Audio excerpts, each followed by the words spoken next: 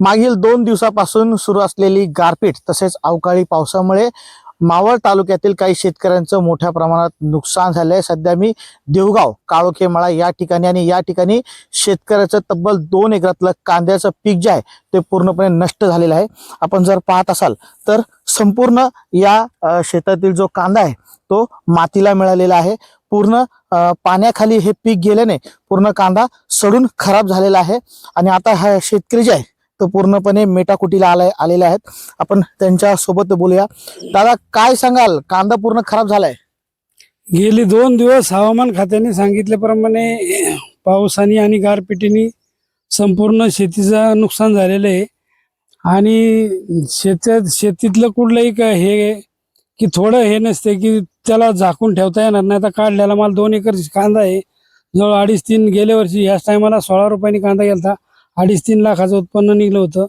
परंतु ह्या वर्षी तसा बाजार नाही, हमी भाव नाही, त्यामुळे शेतकऱ्याला कुणीच वाली नाही।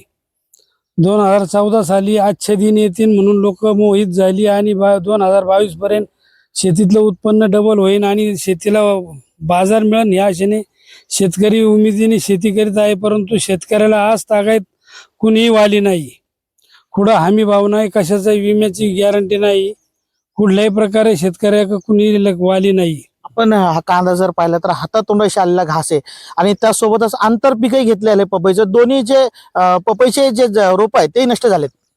हा, त्याचप्रमाणे आम्ही काय करतो, एक पीक परवडत नाही त्यामुळे दुसरं आंतरपीक घेतलंय।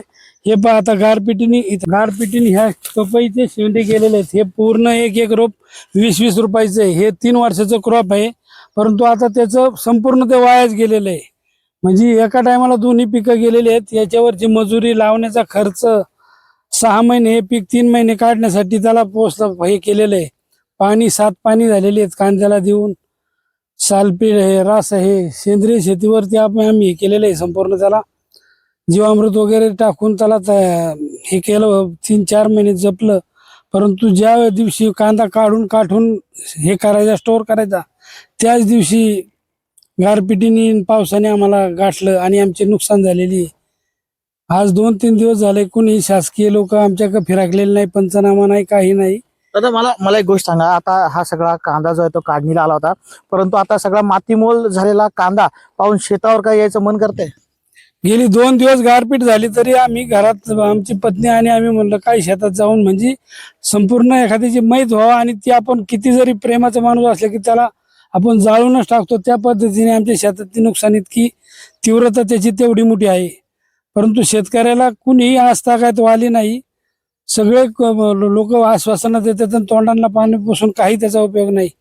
आता 7 आणि 8 रुपये चांगल्या मालाला बाजार, हे आता स्क्रॅपच्या मालाला तर कुणी विचारणार नाही मार्केटमध्ये, असा प्रकार झालेला। आता हे तुम्ही पाहताय संपूर्ण सडून गेलेला आहे कांदा। आपण जर पाहिलं तर मोठ्या प्रमाणात या ठिकाणी कांद्याचं पीक जे आहे ते नष्ट झाले आणि त्यातून लाखो रुपये शेतकऱ्यांचे जे आहेत ते आता बुडालेले आहेत, त्यांना ते मिळणार नाहीत आणि संपूर्ण कांदा जो आहे तो या ठिकाणी मातीमोल झाल्याचं आपल्याला पाहायला मिळत आहे। याच कारणाने शेतकरी जो आहे तो पूर्णपणे आता मेटाकुटीला आलेला आहे।